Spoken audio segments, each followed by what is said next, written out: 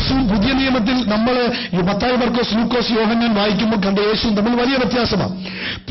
നമ്മൾ സുവിശേഷങ്ങൾ വായിക്കുമ്പോൾ യേശു ബ്ലീഡ് ചെയ്യപ്പെട്ടവനായി, നിന്ദിക്കപ്പെട്ടവനായി, പരിഹസിക്കപ്പെട്ടവനായി, അവൻ അവിടെ നിൽക്കുന്ന പടയാളികൾ പോലും വിളിച്ചു ചോദിക്കുക, നിനക്ക് നിന്നെ തന്നെ വിടുവിക്കാൻ കഴിയുന്നില്ലല്ലോ, പിന്നാണോ നീ ലോകത്തെ വിടുവിക്കുമെന്ന് പറഞ്ഞ് തള്ളിക്കൊണ്ടിരിക്കുന്ന ഒരു യേശുവിനെയാണ് നമ്മൾ യോഹന്നാനിലും മത്തായിലും മർക്കോസിലും ലൂക്കോസിലും ഒക്കെ കണ്ടത്. എന്നാൽ വെളിപ്പാട് പുസ്തകത്തിൽ വരുമ്പോൾ അങ്ങനെ ഒരു യേശുവിനെ അല്ല നമ്മൾ കാണുന്നത്. നിങ്ങൾക്ക് എത്രവർക്ക് മനസ്സിലാക്കാൻ കഴിയും? പഴയ സുവിശേഷത്തിൽ അറക്കപ്പെടാൻ നിൽക്കുന്ന അവൻ മിണ്ടാതെ മൗനമായി രോമം കത്തിരിക്കുന്നവരുടെ മൗനമായി നിൽക്കുന്ന ഒരു ആടിനെയാണ് നമ്മൾ സുവിശേഷത്തിൽ കണ്ടതെങ്കിൽ വെളിപ്പാട് പുസ്തകത്തിൽ കാണുന്നത് ഗർജിക്കുന്ന യഹോവ ഗോത്രത്തിന്റെ സിംഹമായ ഒരു യേശുവിനെയാണ് കാണുന്നത്. മനസ്സിലാവും. ഇതാണ് വ്യത്യാസം. ഇത് രണ്ടും പഠിക്കണം. ഇതുകൊണ്ട് അഭിഷാജ് ഇത് പഠിപ്പിക്കാത്തത്. നമ്മൾ സുവിശേഷങ്ങൾ പഠിക്കുമ്പോൾ നമ്മൾ കാണുന്ന ഒരു യേശുവുണ്ട്. അവൻ രണ്ട് കൈകളും ആടികളാൽ തറയ്ക്കപ്പെട്ട് അവൻ രണ്ട് കള്ളന്മാരുടെ നടുവിൽ നിൽക്കുന്ന ഒരു യേശുവിനെ നമ്മൾ കാണുമ്പോൾ വെളിപ്പാടിൽ കാണുന്ന രണ്ട് കൈകളിലും അവൻ സഭയെ പിടിച്ച് ഏത് പാതാള ഗോപുരത്തിനാണ് എന്റെ സഭയെ ജയിക്കാൻ കഴിയുന്നത് എന്ന് ചോദിച്ചു നിൽക്കുന്ന ഒരു യേശുവിനെയാണ് നമ്മൾ കാണുന്നത്. നമ്മൾ സുവിശേഷങ്ങൾ പാടുമ്പോൾ അവൻ കഴുതയുടെ പുറത്ത് നിന്ദിക്കപ്പെട്ട ആർക്കും വേണ്ടാത്ത കഴുതയുടെ പുറത്ത് കയറി വരുന്ന ഒരു യേശുവിനെ കാണുമ്പോൾ വെളിപ്പാട് 19 നമ്മൾ വായിക്കുമ്പോൾ ഒരു വെള്ള കുതിരയുടെ പുറത്ത് ഒരു വരവുണ്ടവൻ, അവൻ വിധിക്കുക, അവൻ ന്യായം വിധിക്കുക, ഇറങ്ങി വരുന്ന ഒരുവനാ അവൻ. നമ്മൾ സുവിശേഷം കാണുമ്പോൾ നമ്മൾ യേശുവിനെ കാണുന്നത് മുഖത്തെല്ലാം അടികിട്ടി തുപ്പുകൊണ്ട് അവൻ കണ്ണെല്ലാം കലി വേദനിച്ചിരിക്കുന്ന യേശുവിനെ കാണുമ്പോൾ യോഹന്നാൻ പത്മസി കണ്ടത് അങ്ങനെ യേശുവിനെയല്ല. അഗ്നിജ്വാലയ്ക്കൊത്ത കണ്ണുള്ള, സൂര്യനേക്കാൾ ശോഭയോട് പ്രകാശിക്കുന്ന മുഖമുള്ള, മാറത്ത് കൊണ്ട് ചലത്തി ഒരു വല്ലോരു സദസ്യമായ പാവമുള്ള ഒരു യേശുവിനെ നമ്മൾ ആരാധിക്കുന്നത്. ഇതാണ് വെളിപ്പാട് പഠിക്കുമ്പോഴുള്ള ഗുണം. അപ്പൊ നമ്മുടെ ജീവിതം അങ്ങ് മാറും. നമ്മൾ ഇങ്ങനെ ഇരുന്ന് നമ്മളൊരു നിവരും നമുക്കൊരു ബോധ്യം വരും, ഞാൻ ആരെയാ ആരാധിക്കുന്നത്, ഞാൻ ആരെയാ സേവിക്കുന്നത്. എന്റെ ദൈവം സർവശക്തനാ. എന്റെ ദൈവത്തിന് കഴിയാത്ത ഒരു കാര്യവുമില്ല. അവന് മാറ്റാൻ കഴിയാത്ത ഒരു സ്ഥിതിയുമില്ല. അവൻ ആരിലും ഉന്നതൻ. ആമേൻ. ഉറക്കെ പറഞ്ഞു, അവൻ ആരിലും ഉന്നതൻ. ഹല്ലേലൂയ. നമ്മൾ അവനെ ആരാധിക്കുന്നത്. നമ്മുടെ ലൈഫ് മാറും നമ്മൾ ഇങ്ങനെ യേശുവിനെ കാണാൻ തുടങ്ങിയാൽ. സ്തോത്രം. നിങ്ങൾ ഈ ചർച്ച വന്നു കഴിയുമ്പോൾ നിങ്ങളിത് കേട്ട് നിങ്ങളുടെ ജീവിതത്തിൽ രൂപാന്തരം ഉണ്ടാകണം. നിങ്ങളുടെ അനുഭവം, നിങ്ങളുടെ ഭയങ്ങൾ മാറണം, നിങ്ങളുടെ നിരാശകൾ മാറണം, നിങ്ങളുടെ വേദനകൾ മാറണം, നമുക്ക് സൗന്ദര്യം വർദ്ധിക്കണം. ഇതാണ് ചർച്ച വരുന്നത്. അപ്പം ഈ ഓരോ സെക്കൻഡുകളും ദൈവം നിങ്ങളെ പണിഞ്ഞുകൊണ്ടിരിക്കും. ഓക്കെ, നമുക്ക് ഒന്നാമത്തെ വാക്യം വായിക്കാം. 12-ാമത്തെ വാക്യം. പെർഗമോസിലെ സഭയുടെ ദൂതൻ എഴുതുക, മൂർച്ചയേറിയ ഇരുവായ്ത്തല വാൾ ഉള്ളവൻ അരുളി ചെയ്യുന്നത്, നീ എവിടെ പാർക്കുന്നുവെന്നും അത് സാത്താന്റെ സിംഹാസനം ഉള്ളിടമെന്ന് ഞാൻ അറിയുന്നു. നീ എവിടെ പാർക്കുന്നുവെന്നും 12-ാം വാക്യം വായിച്ചു. പെർഗമോസിലെ സഭയുടെ ദൂതൻ എഴുതുക, മൂർച്ചയേറിയ ഇരുവായ്ത്തല വാൾ ഉള്ളവൻ അരുളി ചെയ്യുന്നത്, നീ എവിടെ പാർക്കുന്നുവെന്നും അത് സാത്താന്റെ സിംഹാസനം ഉള്ളിടമെന്നും ഞാൻ അറിയുന്നു. 12-ാം വാക്യം. പെർഗമോസിലെ സഭയുടെ ദൂതൻ എഴുതുക. എന്തോ അവന്റെ കയ്യിലിരിക്കുന്നത്? എന്താ അത്? ഉറക്കെ പറ, വചനമാ. മൂർച്ചയേറിയ ഇരുവായ്ത്തലയുള്ള വാള് ആരുടെ ഇരിക്കുന്നു? കർത്താവിന്റെ ഇരിക്കുന്നു. കുഞ്ഞെ, ഈ വചനം കേൾക്കുകയും ഈ വചനം നിന്റെ നാവിൽ നിന്ന് പുറപ്പെടുകയും ചെയ്താൽ ഒരു പൈശാചിക ശക്തിക്ക് നിന്നെ തകർക്കാൻ കഴിയത്തില്ല. എത്ര പേർക്ക് മനസ്സിലായി? അവന്റെ വചനം നിന്റെ വായിൽ നിന്ന് പുറപ്പെടാൻ തുടങ്ങിയാൽ നിന്റെ മുമ്പിൽ തകരാത്ത കോട്ടകളില്ല. വചനത്തിന് ഡൈനാമിക് പവറാ. പറഞ്ഞ ഡൈനാമിക് പവർ. ഉറക്കെ പറ, ഡൈനാമിക് പവർ. തെളിവ് യെരമ്യായുടെ പുസ്തകം 1-ാം അധ്യായം, യെരമ്യായുടെ പുസ്തകം 1:10.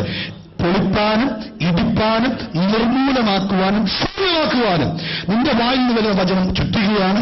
നിന്റെ വായിൽ നിന്ന് വരുന്ന വചനം തീയാണ്. നിന്റെ വായിൽ നിന്ന് വരുന്ന വചനം വാളാണ്. എപ്പോൾ ഈ വചനം പറഞ്ഞു തുടങ്ങുന്നു അന്ന് നിന്റെ വിടുതൽ ആരംഭിച്ചിരിക്കും. രോഗത്തെ നോക്കി രോഗത്തിനെതിരായി വേദപുസ്തകത്തിൽ പറഞ്ഞ വചനം നീ പറഞ്ഞുകൊണ്ടിരിക്കുക, രോഗം സൗഖ്യമായിരിക്കും. ദാരിദ്ര്യത്തിനെതിരെ വേദപുസ്തകം എന്ത് പറഞ്ഞു അത് നീ പറഞ്ഞുകൊണ്ടിരിക്കും. നിന്റെ ജീവിതത്തിന് എന്ത് ആവശ്യമുണ്ടോ, ഏത് സാഹചര്യത്തിലൂടെ നീ പോകുന്നു അതിന് തക്ക വചനം വേദപുസ്തകത്തിലുണ്ട്. അത് നീ പറയുമ്പോൾ ശത്രു പേടിക്കും. അല്ലാതെ കോമഡി പറഞ്ഞ പിശാച് പേടിക്കുകയില്ല, സിനിമാ കഥ പറഞ്ഞ പിശാച് പേടിക്കുകയില്ല, അല്ലെ വേറെ മനോരമയിലെ രാഷ്ട്രീയക്കാരുടെ കഥയൊന്നും പറയാം പിശാച് പേടിക്കുന്നില്ല. പിശാച് പേടിക്കുന്ന ഒരു സംഭവമുണ്ട്. ഇതുമായിട്ടുള്ള വാടിനേക്കാൾ മൂർച്ചയേറിയ വചനം നിന്റെ വായിൽ നിന്ന് പുറപ്പെടാൻ തുടങ്ങുമ്പോൾ പിശാച് തകരുക തന്നെ ചെയ്യും. അതെന്ത് വേണം നമ്മുടെ കയ്യില്? ഉറക്കെ പറ. അതിനെന്ത് ചെയ്യണം? ഉറക്കെ പറ. വചനം പഠിക്കണം. ഉറക്കെ പറ. വചനം പഠിക്കണം. സ്തോത്രം. 2015 12-ാം മാസം നീ ബ്ലൂക്കോയ്ക്ക് പോകുമെന്ന് പറയുന്നതല്ല, വചനമാണ് നിന്നെ വിടുവിക്കുന്നത്. ഉറക്കെ പറ. വചനമാണ് വിടുവിക്കുന്നത്. പറ. വചനമാണ് വിടുവിക്കുന്നത്. ഇപ്പൊ സഭ മൊത്തം പോകുന്നത് ഇതിന്റെ പുറകെയാ. ഇതിന്റെ പുറകെ പോയ ഒരു കാര്യവും നടക്കത്തില്ല. നീ പോകേണ്ടത് വചനത്തിലൂടെ പോകണം. വചനത്തിൽ നിന്നെ പണിയുന്നത് നിന്റെ ഭാവി സകലവും വചനത്തിൽ എഴുതിയിട്ടുണ്ട്. നിന്നെക്കുറിച്ചുള്ള ദൈവത്തിന്റെ ഇഷ്ടം ഇത് മൊത്തം വചനത്തിലുണ്ട്. വചനത്തിൽ നില കൊണ്ടോണം. അതുകൊണ്ട് എന്നാ വേണം? രാവിലെയും വൈകിട്ടും വീട്ടിൽ വചനം പഠിക്കാൻ നിങ്ങളുടെ വീട്ടിലൊരു ക്രമീകരണം ഉണ്ടാക്കണം. എത്ര പേര് ചെയ്യും? മെയ് മാസം 1-ാം തീയതി തീരുമാനിക്കുക, രാവിലെയും വൈകിട്ടും അറ്റ്ലീസ്റ്റ് വൈകിട്ട് വീട്ടിലെ ഗ്രഹനാഥൻ വേദോസ്തം വായിച്ച് വീട്ടിലുള്ളവർക്ക് എക്സ്പ്ലെയിൻ ചെയ്ത് കൊടുക്കണം. അങ്ങനെ ആ ക്രിസ്തുവിൽ നമ്മൾ വളരാൻ പോകുന്നത്. സ്തോത്രം. എത്ര പേർ അങ്ങനെ ഒരു തീരുമാനം എടുക്കാൻ തയ്യാറാണ്? വചനം വായിക്കണം, വചനം വീട്ടിലുള്ളവർക്ക് എക്സ്പ്ലെയിൻ ചെയ്ത് കൊടുക്കണം. ഇത് വചനം ആരുടെയും കുത്തകയല്ല, ദൈവത്തിന്റെ കുത്തകയാണ്. നീ ആഗ്രഹിച്ചാൽ നിനക്കും ദൈവം വചനം തരും. അപ്പൊ വചനമാണ് നമ്മളെ വിടുവിക്കുന്നത്. അപ്പൊ ദൈവത്തിന് യേശുവിന്റെ കയ്യിൽ എന്നാ ഇരിക്കുന്നത്? ഉറക്കെ പറയേ. അവന്റെ കയ്യിൽ വചനമാണ്. എന്തുകൊണ്ടാണ് വചനം അവന്റെ കയ്യിലിരിക്കുന്നത്? താഴോട്ട് വരുമ്പോൾ നമുക്ക് മനസ്സിലാകും. വായിച്ചാട്ട് ഇവിടെ ഒരു കാര്യം പറയാം. ജോഷുവയുടെ പുസ്തകം 1-ാം അധ്യായം 8-ാം വാക്യത്തിൽ ജോഷുവയോട് പറഞ്ഞു, നിന്റെ ലൈഫിൽ നല്ല വിജയങ്ങൾ തന്നെ നിനക്ക് വേണമെങ്കിൽ നിന്റെ വായിൽ നിന്ന് തന്നെ പുറപ്പെട്ടുകൊണ്ടിരിക്കണം, വചനം തന്നെ പുറപ്പെട്ടുകൊണ്ടിരിക്കണം. നമ്മുടെ വായിൽ നിന്ന് വചനങ്ങൾ തന്നെ പുറപ്പെടാൻ തുടങ്ങിയാൽ അകത്ത് എന്ത് കയറും അതാണ് പുറത്തോട്ട് വരുന്നത്. അകത്ത് വചനം കയറി ഈ വചനം തന്നെ പുറപ്പെടാൻ തുടങ്ങിയാൽ നമ്മുടെ അനുഭവം മാറിയിരിക്കും. നമ്മുടെ സ്ഥിതികൾക്ക് മാറ്റം വന്നിരിക്കും. അതാണ് വചനത്തിന്റെ പ്രത്യേകത. അതുകൊണ്ട് വചനം പഠിക്കുന്ന കാര്യത്തിൽ നമ്മൾ എന്തായിരിക്കണം? നമ്മൾ ഉത്സാഹമുള്ളവരായിരിക്കണം. ഞാൻ എപ്പോഴും പറയുന്നത് പോലെ വേദപുസ്തകം രാവിലെ എടുത്ത് 2 കൊടുത്തു, അതിനുശേഷം താഴോട്ട് വെച്ചു, എന്തെങ്കിലും ഒന്ന് തുറന്നു, ഇന്നത്തേക്കിനുള്ളതായി എന്ന് പറഞ്ഞ് മടക്കി വെക്കുന്നതല്ല വചന പഠനമെന്ന് പറയുന്നത്. വചനം പഠിക്കുന്നത് ഒരു ബുക്ക് എടുത്ത് പേന എടുത്ത് വചനം ബുക്ക് തുറന്നിട്ട് വേദോസ്തം തുറന്നിട്ട് നീ ഓരോ വാക്യം വായിച്ച് അതിനകത്തുനിന്ന് നിനക്ക് കിട്ടുന്ന വെളിപ്പാടുകൾ നീ എഴുതി വെച്ച് നിന്റെ വീട്ടിൽ പറഞ്ഞു കൊടുക്കേണ്ടവർക്ക് പറഞ്ഞു കൊടുത്ത് ബലപ്പെടുന്നതാണ് വചനം. എന്താ മനസ്സിലായി? എങ്ങനെ വചനം പഠിക്കണ്ടേ? ബുക്ക് എടുക്കണം, നിങ്ങളുടെ പുസ്തകം തുറക്ക്, അതിനകത്ത് എഴുതിയിരിക്കുന്നത് നിങ്ങളൊന്ന് എഴുത്. എന്നിട്ട് രാവിലെ വായിക്കുന്ന വൈകിട്ട് നിങ്ങളുടെ ഭാര്യയ്ക്കും കുഞ്ഞുങ്ങൾക്കും അല്ലെ ഭർത്താവിനും കുഞ്ഞുങ്ങൾക്കും നിങ്ങൾ എക്സ്പ്ലെയിൻ ചെയ്ത് കൊടുക്കുക. അങ്ങനെ നിങ്ങളുടെ സ്ഥിതി മാറാൻ തുടങ്ങും. ഞാൻ പറയട്ടെ, ഒരു കാര്യം ഇവിടെ പറഞ്ഞിട്ട് ഞാൻ വചനത്തിലേക്ക് വരാം. ദൈവം എന്നോട് പറഞ്ഞൊരു കാര്യം ഈ ആഴ്ച. ദൈവം പറഞ്ഞത് നീ എങ്ങനെ തുടങ്ങി എന്നുള്ളതല്ല, നീ എവിടെ അവസാനിപ്പിച്ചു എന്നുള്ളതാണ് പ്രധാനം. ആർക്കും മനസ്സിലായില്ല. നീ എങ്ങനെ വിശ്വാസത്തിൽ ശൂരവീര പരാക്രമിയായി ഇറങ്ങി വന്നു എന്നുള്ളതല്ല ദൈവം ആഗ്രഹിക്കുന്നത്, നീ എവിടെ അവസാനിപ്പിച്ചു. നിന്റെ അഭിഷേകത്തിന്റെ പാസ്റ്റൻസ് കേൾക്കാൻ ദൈവത്തിന് ഇഷ്ടമല്ല, നിന്റെ വിശ്വാസത്തിന്റെ പാസ്റ്റൻസ് കേൾക്കാനാണ് ദൈവം ആഗ്രഹിക്കുന്നത്. പ്രസന്റ് നിന്റെ വിശ്വാസം എങ്ങനെയിരിക്കുന്നു, പ്രസന്റ് നിന്റെ അഭിഷേകം എങ്ങനെയിരിക്കുന്നു, അതത്ര ദൈവം ആഗ്രഹിക്കുന്നത്. വിശ്വാസത്തിൽ നിലനിന്ന് കർത്താവ് വരാൻ താമസിച്ചാൽ മരിച്ചെന്ന് പറയണം. അല്ലാതെ 2015 ഞങ്ങൾ കത്തുനിന്നു എന്ന് പറയുന്നതിനകത്ത് ഒരർത്ഥവുമില്ല. നിന്റെ ജീവകാലം മുഴുവനും കത്താനാ ദൈവം നിന്നെ വിളിച്ചത്. നിങ്ങൾക്കറിയാമോ, ഒരു ചെറിയ ഓട്ടക്കളത്തിലല്ല നമ്മൾ നിൽക്കുന്നത്, നമ്മൾ ദീർഘദൂരം ഓടാൻ വിളിക്കപ്പെട്ടവരാ. ഒരു ദിവസം കൊണ്ട് ഓടാനുള്ളവരല്ല. ഇവിടെ വേണ്ടേ, ഒരു ദിവസം കൊണ്ട് ഓടാനുള്ളവരെ ഒറ്റ ഓട്ടം ഓടിയാൽ മതിയെങ്കിൽ അവന് കുറച്ച് ഐസ്ക്രീമോ എന്തെങ്കിലും കൊടുത്ത് അവനെ ഓടിപ്പിക്കാം. എന്നാൽ ദീർഘദൂരം ഓടുന്നവരെ ദിനമൂക്കുന്ന ഭക്ഷണം കഴിക്കണം. അവന് പറയും വചനം. എത്ര പേർക്ക് മനസ്സിലായി? എത്ര പേർക്ക് മനസ്സിലായി? അതിനാ വചനം പഠിപ്പിക്കുന്നത്. എന്റെ ആഗ്രഹം അല്ലെങ്കിൽ നമ്മുടെ സഭയുടെ വിഷൻ എന്ന് പറയുന്നത് ഇവിടെ വന്നിരിക്കുന്ന എല്ലാവരും കർത്താവിന്റെ വരവിൽ അവിടെ കാണപ്പെടണം. ചിലർക്ക് അത് വേണ്ടാന്ന് പറഞ്ഞു, അത് മിണ്ടിയില്ല. കർത്താവിന്റെ വരവിൽ അവിടെ കാണപ്പെടണം. ഇവിടെ നിന്ന് അരിയാട്ടുന്ന പോലെ 2 ആട്ടാട്ടിയിട്ട് ഉന്തി തള്ളി താഴെ ഇട്ടിട്ട് വിട്ടിട്ട് വല്ല കാര്യമുണ്ടോ? ഉണ്ടോ? ഇല്ല. ഇവിടെ നോക്കിയേ, 100 മീറ്റർ 200 മീറ്റർ 300 മീറ്റർ ഓടാൻ ഓരോരുത്തരെ ഓരോ ട്രാക്കിൽ നിർത്തും. ഇങ്ങനെ കാലൊക്കെ വെച്ച് റെഡി 1 2 3 പോ എന്ന് പൊട്ടുമ്പോൾ ഒരു ഓടാൻ തുടങ്ങുമ്പോൾ കറക്റ്റ് ട്രാക്കിലാണ് ഓട്ടം തുടങ്ങിയത്. അതൊന്നും ആരും നോക്കുന്നില്ല. നീ ഫിനിഷ് ചെയ്യുമ്പോൾ ട്രാക്കുള്ള ഉണ്ടായിരുന്നു എന്നുള്ളവർക്ക് ആ സമ്മാനം കൊടുക്കുന്നത്. ഇവിടെ ഇരിക്കുന്ന ഓരൊറ്റ വ്യക്തിക്ക് പോലും സമ്മാനം നഷ്ടപ്പെട്ടു പോകാൻ പാടില്ല. ഇവിടെ നിൽക്കുന്ന ഒന്ന് ചോടിക്കൊണ്ടിരിക്കുന്ന ഓരോ ദൈവമക്കളും ഞാൻ നല്ലപ്പോൾ പൊതുവി വിശ്വാസം കാത്തു ഓട്ടം തികച്ചു, നീനുള്ള കിരീടം എനിക്കായി വെച്ചിരിക്കുന്നു എന്ന് പറയുന്ന ഒരനുഭവത്തിൽ നമ്മൾ എത്തിച്ചേരണം. മനസ്സിലാവുന്നുണ്ടോ? ആർക്കും ഒരു സന്തോഷമില്ല. എങ്കിലും ഞാൻ പറയുക, നിന്നെ വിളിച്ചത് ആരംഭത്തിലെ 50 മീറ്റർ ഓടാനല്ല, നിന്നെ വിളിച്ചത് അത് ഫിനിഷിംഗ് പോയിന്റ് വരെ ഓടുവാനാണ്. എന്താ പറയുക? മനസ്സിലായി? ഫിനിഷിംഗ് പോയിന്റിൽ ചെന്ന് അവിടെ ചെന്ന് പിതാവിന്റെ അടുക്കൽ ചെന്ന് അല്ലെങ്കിൽ യേശുവിന്റെ അടുക്കൽ ചെന്ന് ഞാൻ എന്റെ ഓട്ടം തികച്ചു എന്ന് പറയാനാ കർത്താവ് നമ്മളെ വിളിച്ചത്. അപ്പൊ എന്റെ മാസ്റ്റർ, ഈ ഭൂമിയിലെ കാര്യങ്ങളൊക്കെ നമുക്ക് അറിയണ്ടായോ? ഈ ഭൂമിയിലെ കാര്യങ്ങളൊക്കെ നടക്കണ്ടായോ? അതിനെന്നെ വേദോസം പറഞ്ഞു, മുന്നമേ നീ എന്റെ രാജ്യവും നീതിയും അന്വേഷിക്കലാ കുഞ്ഞെ, അതോടുകൂടെ നിനക്ക് സകലതും, നിനക്ക് ഈ ഭൂമി വേണ്ടത് മുഴുവനും നിനക്ക് തരും.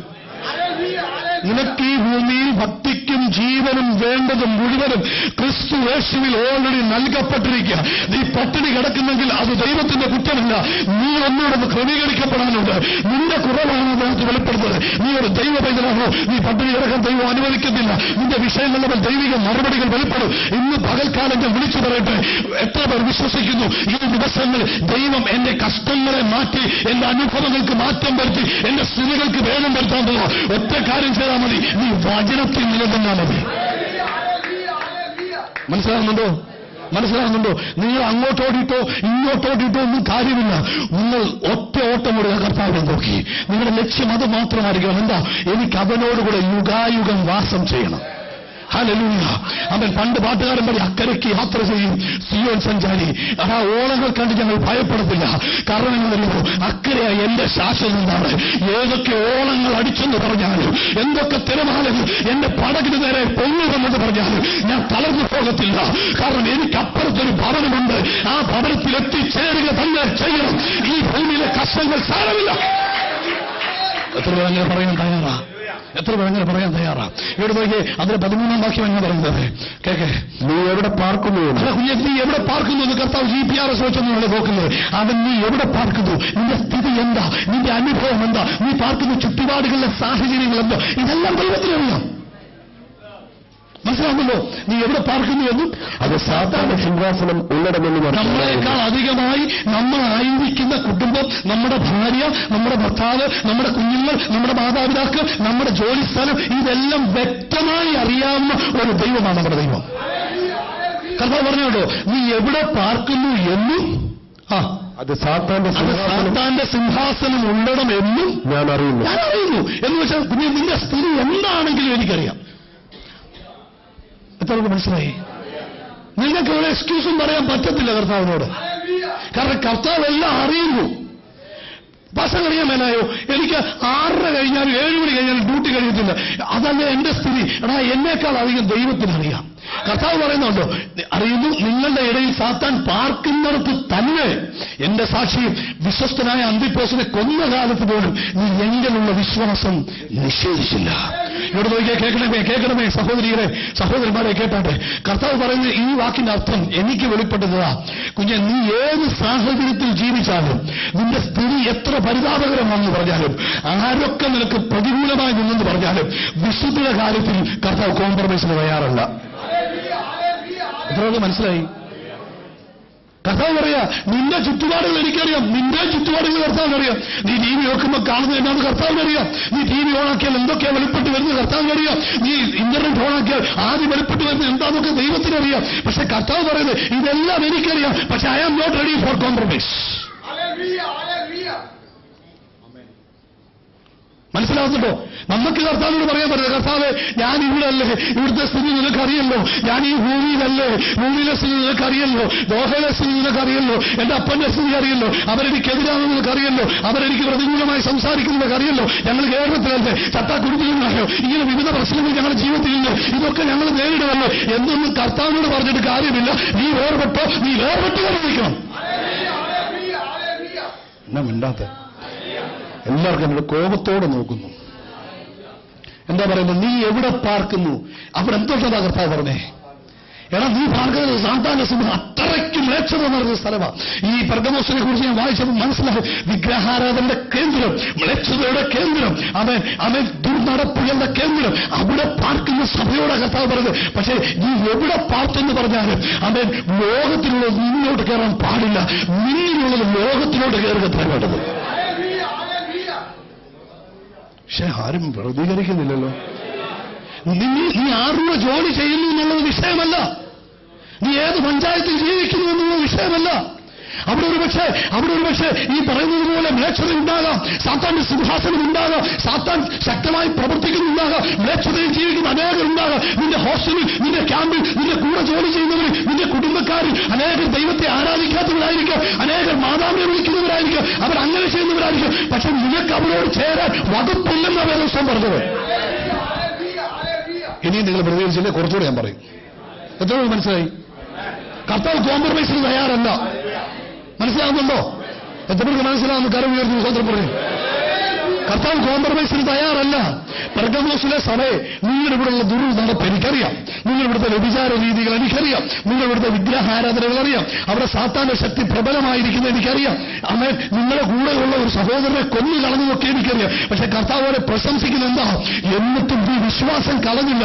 അർത്ഥം നീ ആയിരിക്കുന്ന ഏത് സാഹചര്യത്തിലാണെങ്കിലും അത് നിന്നിലേക്കല്ല, നീ അവരിലേക്ക്, നിന്നിലുള്ളത് അവരിലേക്ക് കൊടുക്കുക വേണ്ടത്.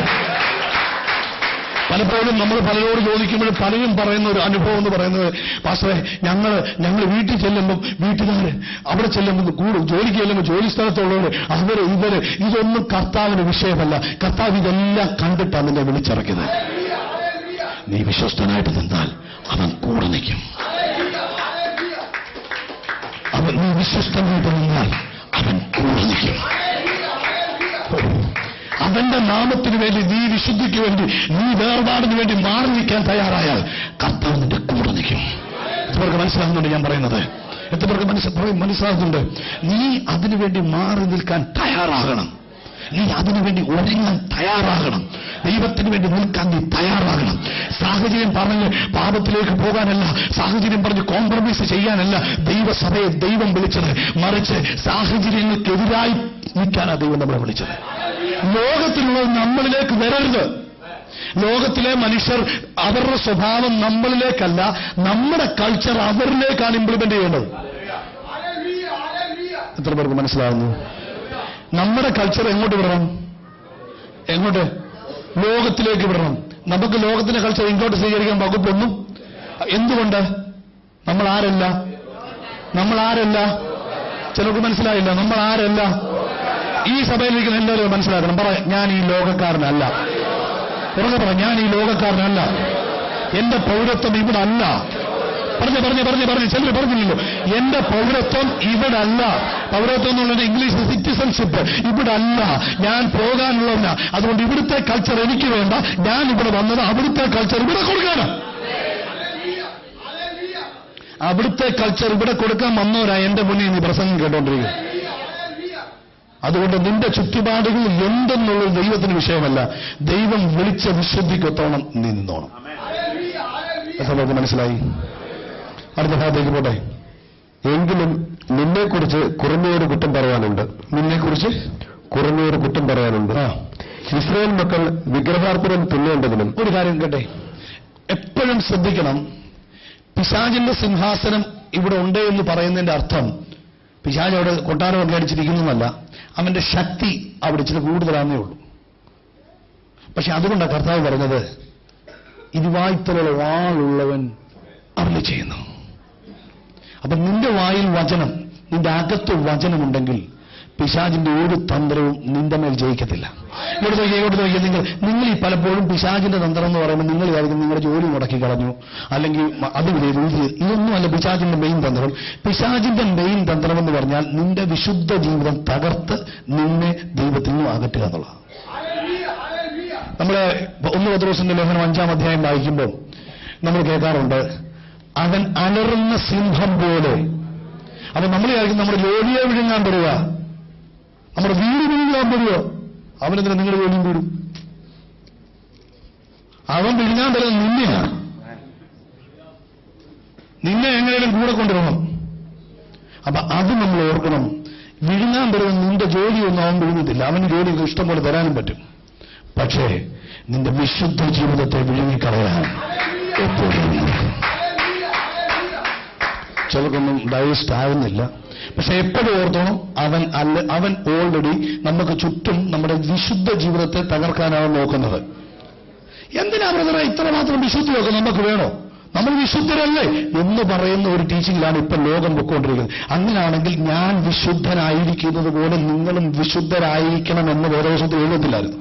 പത്രോസിന്റെ ലേഖനത്തിൽ പറഞ്ഞു, നമ്മുടെ പിതാവ് വിശുദ്ധനായിരിക്കുന്നത് പോലെ തന്നെ നിങ്ങളുടെ സകല നടപ്പിലും നിങ്ങൾ എന്തായിരിക്കണം? വെറുതെ പറ, നിങ്ങൾ എന്തായിരിക്കണം? വിശുദ്ധരായിരിക്കണമെന്ന് വേദപുസ്തകം നമ്മളെ പഠിപ്പിക്കുന്ന അർത്ഥം എന്തുവാ? നമ്മൾ വിശുദ്ധ ജീവിതം തന്നെ നയിക്കണം. ഈ അന്തിപ്പോസിനെ കൊന്നപ്പോഴും നീ നിന്റെ വിശ്വാസം വിട്ടില്ല. സാത്താന്റെ ശക്തി അവിടെ വ്യാപരിക്കുന്നു. അവിടെ എല്ലാ ദുർമന്ത്രവാദവും ആവിചാരവും എല്ലാം മ്ലേച്ഛതയും ഉള്ളിടത്ത് നീ നല്ല വിശ്വസ്തനായി പിടിച്ചു നിന്നെന്ന് അവരോട് പറഞ്ഞത്. എന്നിട്ട് പറയുക, പക്ഷെ എങ്കിലും കുറഞ്ഞു എന്നൊരു കുറ്റം നിന്നെക്കുറിച്ച് പറയാനുണ്ട്. എന്താ പറയാനുള്ളത്? ഇസ്രായേൽ മക്കൾ വിഗ്രഹാർപ്പണം തിന്നേണ്ടതിന്, ദുർനടപ്പ് ആചരിക്കേണ്ടതിന്, അവരുടെ മുമ്പിൽ ഇടർച്ച വെപ്പാൻ. ഇവിടെ ഒരു കാര്യം മനസ്സിലായി. നിങ്ങൾക്ക് എല്ലാവർക്കും ബാലാക്കിന്റെ ബലയാമിന്റെ കഥ അറിയാമല്ലോ. സ്വതന്ത്രമായ സൺഡേ സ്കൂളിൽ പഠിച്ചവരും. ആമേൻ. ഇവിടെ സംഭവിച്ചത് എന്തുവാ? ഇസ്രായേൽ മക്കളുടെ വിശുദ്ധി കളയാതെ അവരെ നശിപ്പിക്കാൻ കഴിയത്തില്ല. ഇസ്രായേലിനെ തൊടാൻ ആഭിചാരം വലിക്കത്തില്ല, ശാപം അവർ കേൾക്കത്തില്ല. പക്ഷേ അവൻ ഇവർക്കൊരു ബുദ്ധി ഉണ്ടായിരുന്നു. എന്തായിരുന്നു? ഇവന്റെ വിശുദ്ധി കളയാമെങ്കിൽ ഇവരെ തകർക്കാം.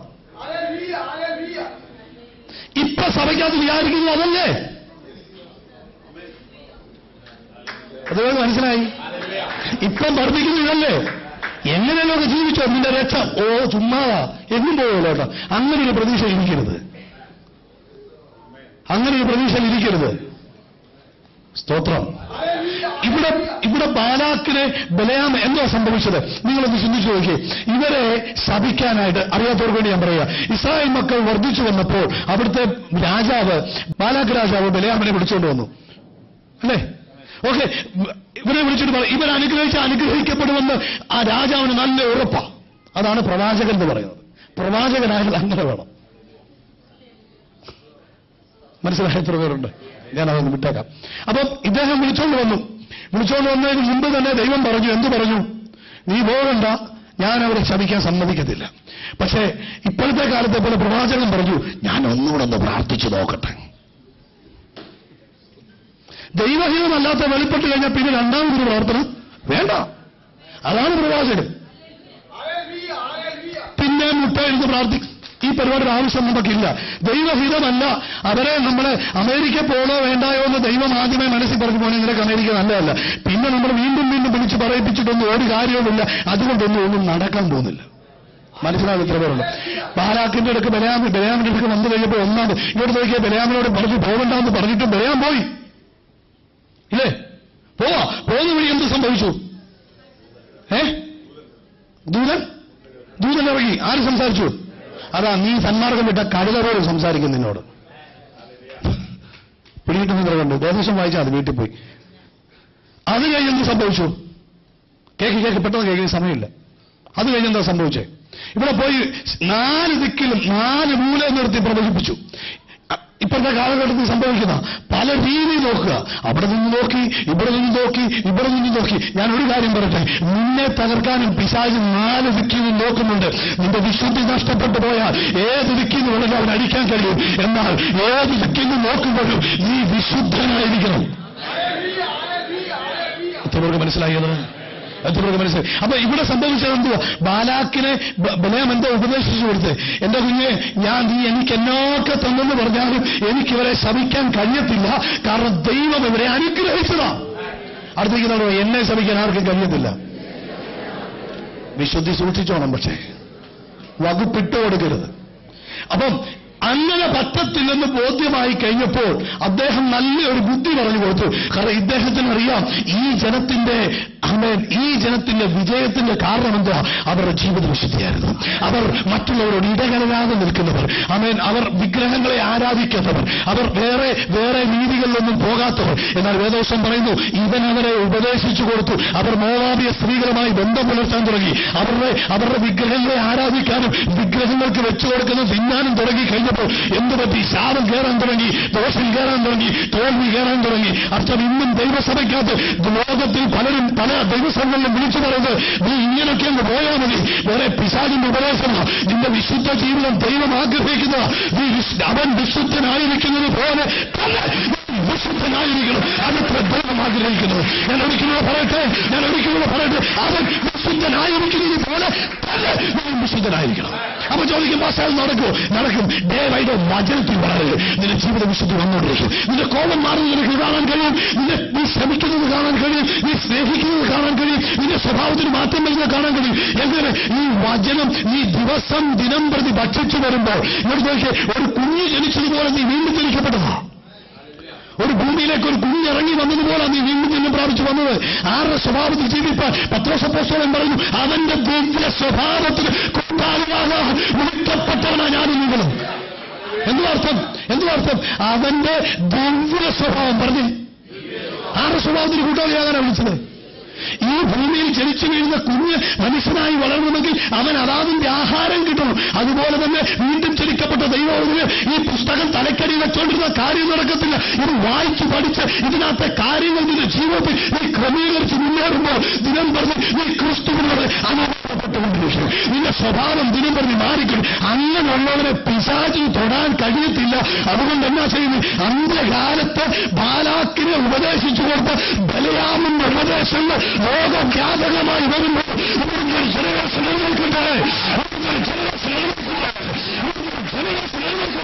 ഞങ്ങൾ ഇതിനല്ല, ഞങ്ങൾ പ്രാധാന്യം കൊടുക്കുന്നു. മോനെ, ഞാൻ കഴിഞ്ഞ ആഴ്ച പറഞ്ഞതുപോലെ 10 വഴികളൊന്നും അനുഗ്രഹിക്കപ്പെടാൻ ആരും പഠിപ്പിക്കണ്ട. ഇസ്രായേലിനെ അനുഗ്രഹിക്കപ്പെടാൻ ആരും പഠിപ്പിച്ചില്ല. നീ വിശുദ്ധിയിൽ ജീവിച്ചാൽ മതി. അനുഗ്രഹം നിന്റെ പുറകെ വരും. നന്മയും കരുണയും നിന്റെ ആയുഷ്കാലമൊക്കെയും നിന്റെ പിന്തുടരും. നിനക്കെതിരായി വന്ന ഒരാളും ഭരിക്കുകയില്ല. കാരണം നീ വിശുദ്ധം ജീവിക്കുന്നത്, നീ നീതിയിൽ ജീവിക്കുന്നത്. ദൈവിക നീതി നിന്റെ ജീവിതത്തിൽ വെളിപ്പെട്ടു. നീ നീതീകരിക്കപ്പെട്ടു. ഇനി നീതി ജീവിച്ചു തുടങ്ങുമ്പോൾ ഒരു പൈശാചിക മേഖലകൾക്ക് നിന്നെ തകർക്കാൻ കഴിയത്തില്ല. അതെന്നെ പറയുന്നു. അപ്പോൾ ഓക്കെ, അടുത്ത വെളിപ്പാടിലേക്ക് തിരിച്ചു. അവിടെ നമ്മൾ എന്താ മനസ്സിലാക്കിയത്? ബാലാക്കിനെ ഉപദേശിച്ചു കൊടുത്ത ബലയാമിന്റെ ഉപദേശം പിടിച്ചിരിക്കുന്നവർ അതെ കുഴപ്പമില്ല, അഡ്ജസ്റ്റ് ചെയ്യുക. ആ ഉപദേശം ദൈവസഭയ്ക്ക് ഒന്നുമല്ല. സ്തോത്രം. അവസാനമായിട്ട് ഒരു കാര്യം പറഞ്ഞ് ഞാൻ അവസാനിപ്പിക്കും. എങ്കിലും അവണ്ണം 15-ാം ഭാഗ്യം അവണ്ണം നിക്കുലാവരുടെ ഉപദേശം നിക്കുലോവരുടെ ഉപദേശം കൈക്കൊള്ളുന്നവൻ നിനക്കുണ്ട്. ഞാനിത് വായിച്ച് മനസ്സിലാക്കിയപ്പോൾ മനസ്സിലായത് ക്രിസ്തുവിന് ശേഷം 350 വർഷമായപ്പോഴത്തേക്കും അവൻ കൊസ്റ്റന്റോസ് ചക്രവർത്തി സംഭവത്തെ ക്രിസ്തു അവരുടെ സ്റ്റേറ്റ് റിലീജിയനായി പ്രഖ്യാപിച്ചുകൊണ്ട് അവരോടുകൂടെ ചേർന്നു. എന്ന് വെച്ചാൽ പെർഗമോസ് എന്ന വാക്കിന്റെ അർത്ഥം മാരേജ് എന്നുണ്ട്.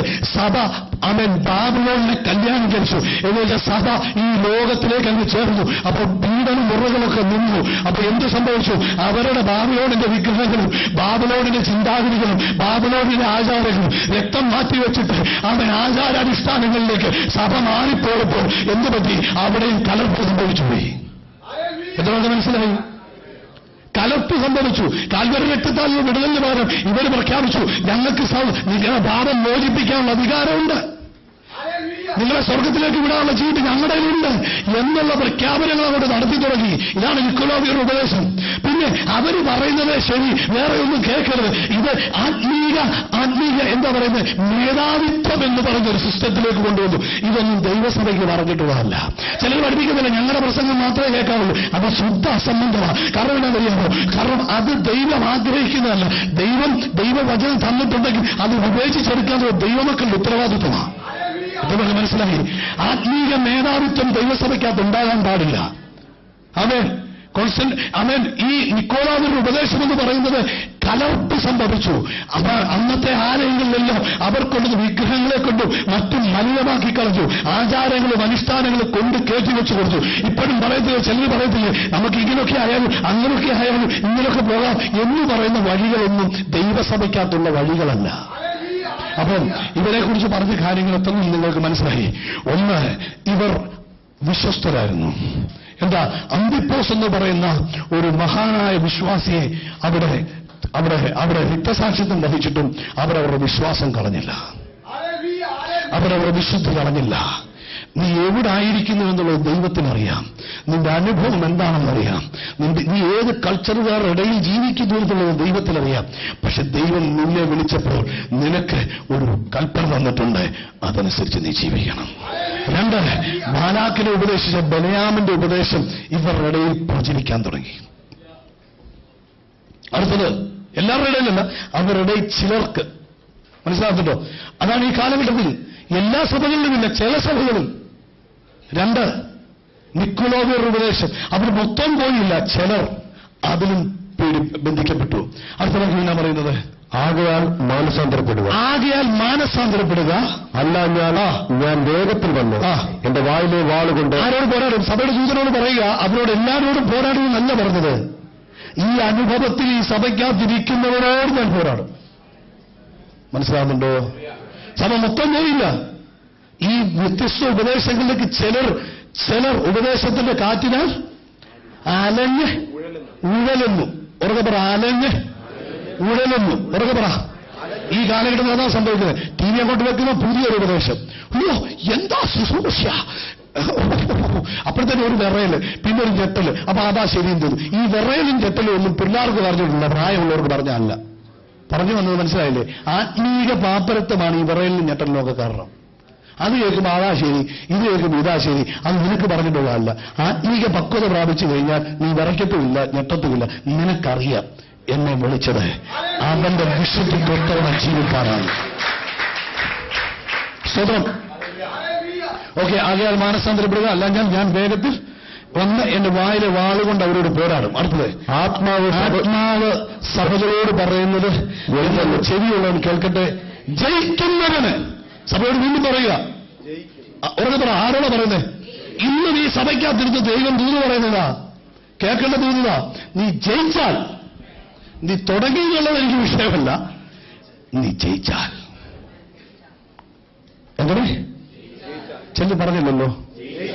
നമ്മളെ എന്തിനാ വിളിച്ചത്? ഉറക്കെ പറ. ജയിക്കാനാ വിളിച്ചത്. ജയിക്കുന്നവന് ഞാൻ മറഞ്ഞിരിക്കുന്ന മന്ന കൊടുക്കും. ഞാൻ അവന് വെള്ളക്കല്ല് ലഭിക്കുന്നതല്ലാതെ ആരും അറിയാത്തതും ആ കല്ലിന്മേൽ എഴുതിയിരിക്കുന്നതുമായ പുതിയൊരു പേരും കൊടുക്കും.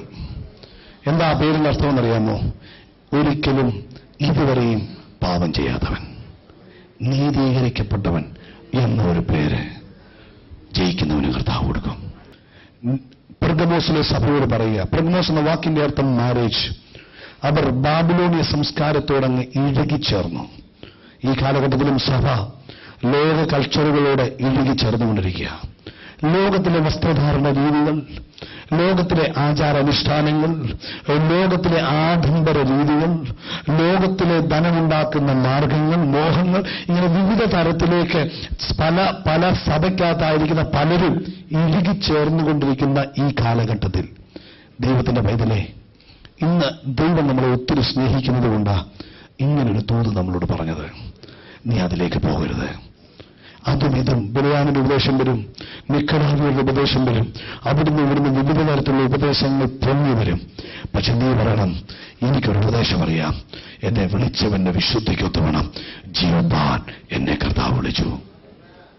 നിനക്ക് കർത്താവിനോട് എക്സ്ക്യൂസ് ഒന്നും പറയേണ്ട വകുപ്പില്ല. കർത്താവ്, ഇതിനൊക്കെറിയല്ലോ എന്റെ ജോലി സാഹചര്യം, എന്റെ കൂടെ ജോലി ചെയ്യുന്നവരെ കണ്ടിട്ടില്ലേ, ഞാൻ അങ്ങനെ പോയില്ലേ അവരെന്നെ പരിഹസിക്കും, ഇങ്ങനെ പോയില്ലേ അവർ പരിഹസിക്കും. ഇതൊക്കെ ദൈവത്തിന് അറിയാൻ കൊണ്ടേ എല്ലാം അറിഞ്ഞതിന് ശേഷമാണ് നിന്നെ ദൈവം വിളിച്ചത്. അതാ പറഞ്ഞ, നിന്നെ ഞാൻ നൂറ്റുമറിയുന്നു. നീ എവിടെ ആയിരിക്കുന്നെന്നും അവിടുത്തെ മ്ലേച്ഛത എന്താണെന്നും അവിടുത്തെ സാത്താന്റെ ശക്തി എന്താണെന്നും ഒക്കെ ദൈവത്തിനറിയാം. പക്ഷെ ഏത് സാഹചര്യത്തിലും നീ എങ്ങനെ ജീവിപ്പാനാണ് ദൈവം വിളിച്ചത്? ഉറക്കെ പറ, വിശുദ്ധിയോടെ ജീവിപ്പാൻ. ഉറക്കെ പറ, വിശുദ്ധിയോടെ ജീവിപ്പാൻ. കോപമുള്ളവരുടെ നടുവിൽ നീ ഒരു കോപമുള്ളവനായി ജീവിപ്പാനല്ല, അസൂയുള്ളവരുടെ നടുവിൽ നീ ഒരു അസൂയ വഹിക്കുന്നവനായി ജീവിപ്പാനല്ല, ഇല്ലാത്തവരുടെ നടുവിൽ നീ ഒരു സ്നേഹമില്ലാത്തവനായി ജീവിപ്പാനല്ല, ക്ഷമിക്കാത്തവരുടെ നടുവിൽ നീയും ക്ഷമിക്കാത്തവനായി ജീവിപ്പാനല്ല. ദൈവം നിന്നെ വിളിച്ചത് അതിന് വിരുദ്ധമായി ഓപ്പോസിറ്റ് ഡയറക്ഷനിൽ പോകാനാണ് ദൈവം നിന്നെ വിളിച്ചത്. വേദപുസ്തകം ഇങ്ങനെ പറയുന്നു, നിന്നെ വിളിച്ച വിശുദ്ധനൊത്തവണ്ണം നിന്റെ സകല നടപ്പിലും നീ വിശുദ്ധനായിരിക്കണം. നിന്നെ വിളിച്ച വിശുദ്ധന് ഒത്തവണ്ണം, കണ്ണുകളുടെ ചെയ്യട്ടെ, നിന്നെ വിളിച്ച വിശുദ്ധനൊത്തവണ്ണം നിന്റെ സകല നടപ്പിലും നീ വിശുദ്ധനായിരിക്കണം.